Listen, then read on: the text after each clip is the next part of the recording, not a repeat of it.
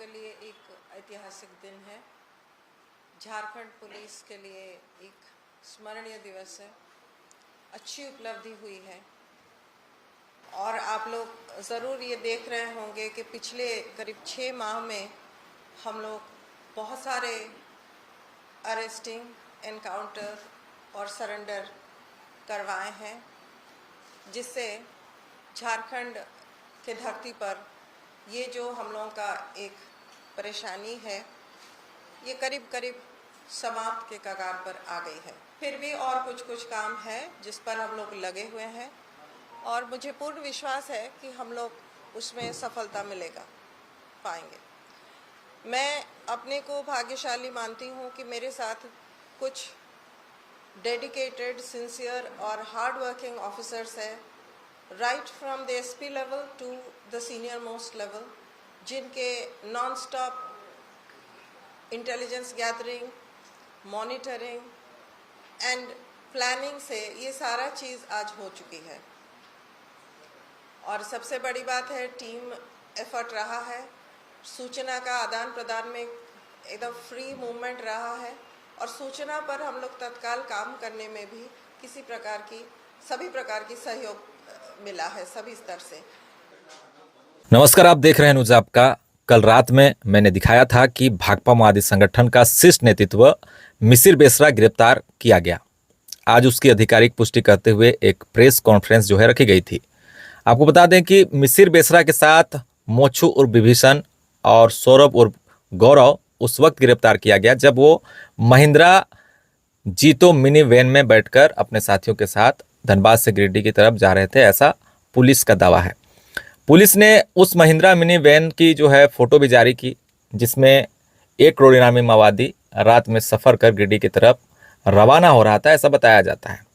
गिरफ्तारी के बाद पुलिस के अनुसार ये दावा किया गया कि जब गाड़ी को चेक किए गए तो उसमें 3 AK-47, 8 मैगजीन और 288 जो है राउंड जिंदा गोलियां जो है मौके से बरामद की गई है। मोछू उर्फ विभीषण, जिसके आप तस्वीर देख रहे हैं, पहले संगठन में था तो इस तरीके से हथियार पकड़ता था, वॉकी टॉकी पकड़ता था। अब आप देख सकते हैं, हालांकि इसकी आंखें जो है बेहद आपको लाल नज़र आएगी क्योंकि ये खूंखार भी था और इसकी आंखें भी जो है काफ़ी लंबे समय से ख़राब थी। कई बार वो इलाज कराने को लेकर इधर उधर भी भटकता रहता था और हमेशा ये चश्मा पहनता था। ये जोनल कमेटी मेंबर है विभीषण और इस पर 15 लाख रुपये का जो है इनाम घोषित किया गया था। दूसरा जो माओवादी जो है मिसिर का साथ अंतिम क्षण तक वो उसके पास रहा, उसका नाम है गौरव उर्फ सौरभ वीरेंद्र हासदा। ये संगठन में एरिया कमेटी मेंबर था। मिसिर बेसरा को पकड़ने के लिए मैं आपको बता दूं एक ज्वाइंट टीम बनाई गई थी और पूरे ऑपरेशन का नाम दिया गया था ऑपरेशन दौरा पहाड़। इसमें खुफिया एजेंसी IB का काफ़ी अहम रोल बताया जाता है और उसी के इनपुट के आधार पर ये पूरी ऑपरेशन तैयार की गई थी, ऐसा सूत्रों के हवाले से कहा जा रहा है, जिसमें पुलिस, CRPF, खुफिया एजेंसियों का एक अहम रोल रहा है। तीनों गिरफ्तार माओवादियों के अगर आप शर्ट को देखेंगे तो उसमें आपको एक सामान्य सी चीज़ जो है वो नज़र आएगी कि तीनों चेक शर्ट पहने हुए हैं, यानी कलर सिर्फ जो है अलग अलग है और तीनों शर्ट हो सकता है एक ही दिन खरीदे गए होंगे एक ही दुकान से या फिर उसे मंगवा कर इन्होंने पहना है। इससे ये साफ जाहिर होता है कि इन्होंने अपनी पहचान छुपाने के लिए भरपूर कोशिश की, मगर पहचान नहीं छुपाया और खुफिया इनपुट मिलते ही इनको जो है गिरफ्तार कर लिया गया, ऐसा पुलिस का दावा है। आपको बता दें कि मिसिर बेसरा के ऊपर सिर्फ और सिर्फ पश्चिम सिंहभूम जिले में लगभग 141 केस दर्ज है और बताया जा रहा है कि 171 से भी ज़्यादा यानी कि 200 से पार भी ज़्यादा केस हो सकते हैं, क्योंकि मिसिर बेसरा सिर्फ झारखंड नहीं, पश्चिम बंगाल, बिहार, यहाँ तक कि कहें तो और दूसरे भी जो राज्य हैं वहाँ पर भी उसके नाम से कई केस जो हैं वो दर्ज हैं। ऐसे में कहीं ना कहीं जब गिरफ्तारी हो गई है, यानी कि अब वो जेल के अंदर ही उम्र भर रहेगा, क्योंकि इतने सारे केसेस हैं, उसका निकलना अब मुश्किल हो जाएगा। मिसिर बेसरा को खूंखार माओवादी भी कहा जाता है, ऐसा इसलिए क्योंकि इसके ऊपर कई ऐसे आरोप हैं जिन घटनाओं को वो अंजाम दे चुका है, जैसे कि 2021 में हजारीबाग के चुरचू में CRPF के 12 जवानों की हत्या का आरोप भी इस पर है। धनबाद के तोपचांची में 13 पुलिसकर्मियों की हत्या का आरोप भी है इस पर।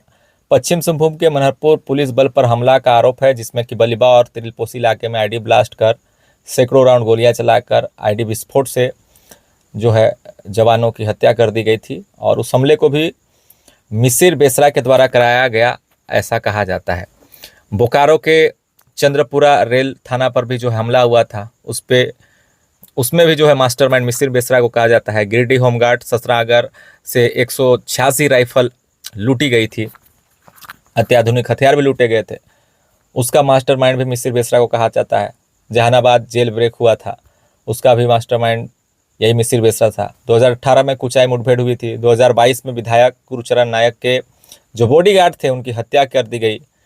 पूरी प्लानिंग मिसिर बेसरा के दिशा निर्देश के अनुसार जो है वो की गई थी ऐसा बताया जाता है। 2023 में जो विस्फोटक लूट जो हुआ था उसका भी मास्टरमाइंड मिसिर बेसरा को कहा जाता है।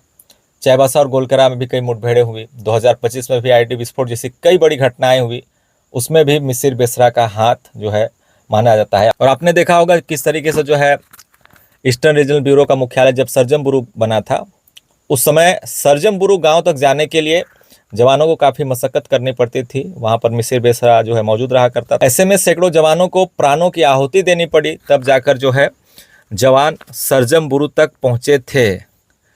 तो कई तरह के जो है आरोप मिसिर बेसरा पर लगा है, और ऐसे में ये तो साफ है कि मिसिर बेसरा का कभी भी जेल से निकलना नामुमकिन है, वो जीवन भर जेल में ही बंद रहेगा। लेकिन एक सबसे बड़ी चीज़ मिसिर बेसरा को लेकर मैं सोचने लगा कि उसके ऊपर करोड़ रुपए का इनाम था।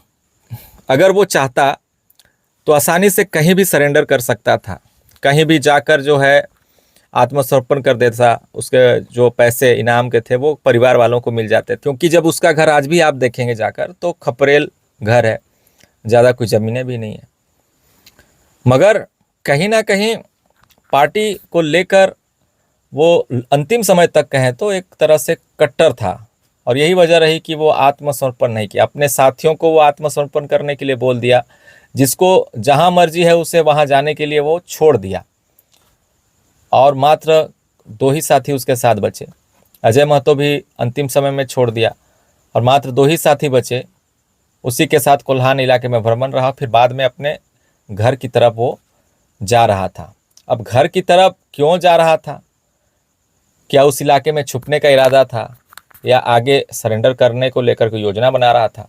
ये तो स्पष्ट नहीं है, लेकिन ये जरूर कहा जा रहा था कि वो अगर सरेंडर भी करेगा तो झारखंड में सरेंडर नहीं करना चाहता है, वो बाहर सरेंडर करना चाहता है, अन्य राज्य में। ऐसा भी जो है सुनने को मिला था सूत्रों के हवाले से।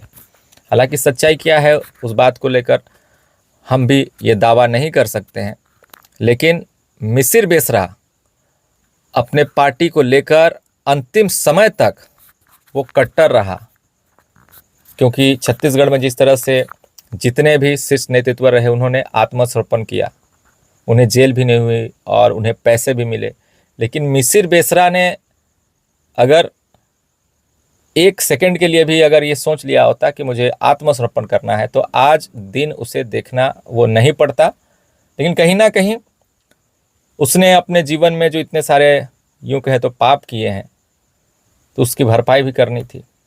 और हुआ भी ऐसा कि सारंडा में उसका जो है सुरक्षित जोन था, लेकिन वो फिर कोल्हान की तरफ आते हैं। कोल्हान भी एक समय सुरक्षित जोन था, लेकिन कोल्हान से वो भागकर सारंडा गए थे। लेकिन फिर सोचिए कि कोल्हान में छिपते छिपाते फिर वो शहर की तरफ मूव कर रहे थे, और वो भी ऐसी गाड़ी में, वो भी ऐसे 3 लोग, और पुलिस के दावे के अनुसार हथियार के साथ। ऐसे में उसका पकड़ा जाना तो तय ही था। लेकिन अब जो है तमाम माओवादी, जो लगभग 10 से 15 की संख्या होगी, जो बंगाल की टीम जो है जमशेदपुर इलाके में एक्टिव है, दलमा इलाके में एक्टिव है, सालुका का टीम जो है पोड़ाहाट इलाके में एक्टिव है, इन लोगों के साथ अब आगे क्या होगा, फोर्स किस तरह से ऑपरेशन करेगी, ये भी देखना काफ़ी दिलचस्प होगा। या फिर वो सरेंडर करेंगे, उम्मीद है वो सरेंडर करेंगे ही, लेकिन बंगाल की टीम में थोड़ा सा अभी भी डाउट है कि आखिर वो सरेंडर करेंगे कि नहीं करेंगे, क्योंकि वो अलग हो गए। और अलग होने के बाद सूत्रों के हवाले से ये भी खबर आ रही है कि वो जो उसमें बीच में वीरेन नाम का जो माओवादी है वो एक तरीके से वहाँ पर लोकल लोगों को संगठन में जोड़ने के लिए मोटिवेट कर रहा है, ऐसा भी कहा जा रहा है। लेकिन अभी संभव नहीं है क्योंकि संगठन पूरी तरह से बिखर चुका है और polit bureau central committee member का इस तरह से गिरफ्तार होना कहीं ना कहीं झारखंड अब नक्सल मुक्त की तरफ आगे बढ़ चुका है और सारंडा और कोल्हान तो बिल्कुल नक्सल मुक्त हो चुका है। पोड़ाहाट में मात्र अभी 3 माओवादी मौजूद हैं, इसलिए पश्चिम सिंहभूम को नक्सल मुक्त होने के लिए और 1-2 महीना लग सकता है। लेकिन जल्द ही जो है सालुका के सरेंडर या मारे जाने के बाद पूरा चाईबासा, पूरा पश्चिम सिंहभूम नक्सल मुक्त हो जाएगा। फिलहाल अभी के लिए बस इतना ही। देखते रहे न्यूज़ आपका। धन्यवाद।